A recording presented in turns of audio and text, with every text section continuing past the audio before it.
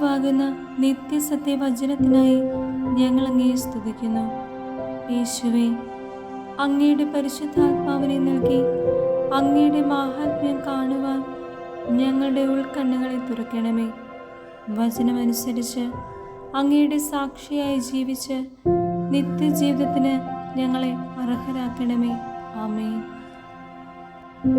യോഹന്നാന് ലഭിച്ച വെളിപാട് 17-ാം അധ്യായം 1 മുതൽ തിരുവചനങ്ങൾ. കുപ്രസിദ്ധ വേശ്യയും മൃഗവും. 7 പാത്രങ്ങൾ പിടിച്ചിരുന്ന 7 ദൂതന്മാരിൽ ഒരുവൻ വന്ന് എന്നോട് പറഞ്ഞു, വരിക, സമുദ്രങ്ങളുടെ മേൽ ഉപവിഷ്ടയായിരിക്കുന്ന മഹാവേശ്യയുടെ മേലുള്ള ശിക്ഷാവിധി നിനക്ക് ഞാൻ കാണിച്ചു തരാം. അവളോടുകൂടെ ഭൂമിയിലെ രാജാക്കന്മാർ വ്യഭിചാരം ചെയ്തു. അവളുടെ ദുർവൃത്തിയുടെ വീഞ്ഞു കുടിച്ച് ഭൂവാസികൾ ഉന്മത്തരായി. ആ ദൂതൻ ആത്മാവിൽ എന്നെ മരുഭൂമിയിലേക്ക് നയിച്ചു. ദൈവദൂഷണപരമായ നാമങ്ങൾ നിറഞ്ഞതും 7 തലയും 10 കൊമ്പും കടും ചെമപ്പ് നിറമുള്ളതുമായ ഒരു മൃഗത്തിന്റെ മേൽ ഇരിക്കുന്ന ഒരു സ്ത്രീയെ ഞാൻ കണ്ടു.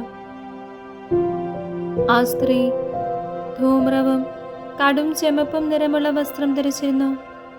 സ്വർണവും വിലപിടിച്ച രത്നങ്ങളും മുത്തുകളും കൊണ്ട് അലങ്കൃതമായിരുന്നു. വേശ്യാവൃത്തിയുടെ അശുദ്ധികളും മ്ലേച്ഛതകളും കൊണ്ട് നിറഞ്ഞ ഒരു പൊൻചഷകം അവളുടെ നെറ്റിയിലുണ്ടായിരുന്നു. അവളുടെ നെറ്റിത്തടത്തിൽ ഒരു നിഗൂഢ നാമം എഴുതപ്പെട്ടിരുന്നു, മഹാബാബിലോൺ, വേശ്യകളുടെയും ഭൂമിയിലെ മ്ലേച്ഛതകളുടെയും മാതാവ്.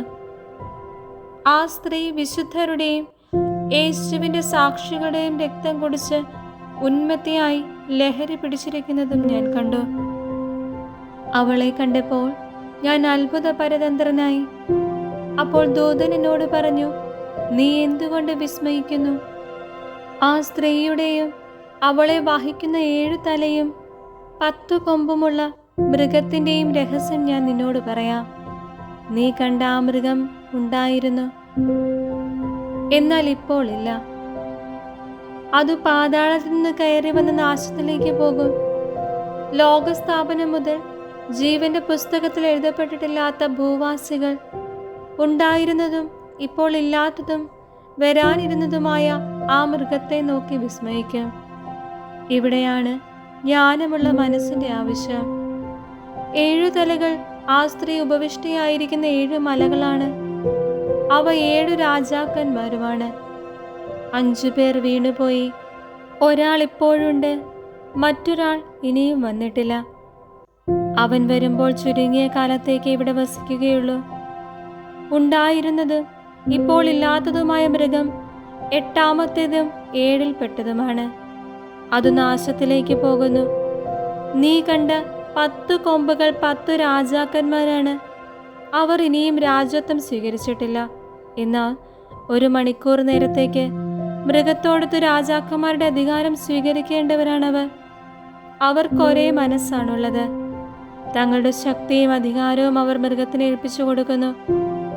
ഇവർ കുഞ്ഞാടിനോട് യുദ്ധം ചെയ്യും. കുഞ്ഞാട് അവരെ കീഴ്പ്പെടുത്തും.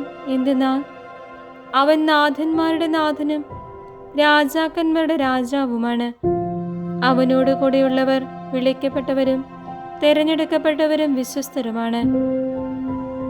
പിന്നെ അവൻ എന്നോട് പറഞ്ഞു, വേശ്യ ഇരിക്കുന്നതായി നീ കാണുന്ന ജലപ്പരപ്പ് ജനതകളും ജനസമൂഹങ്ങളും രാജ്യങ്ങളും ഭാഷകളുമാണ്.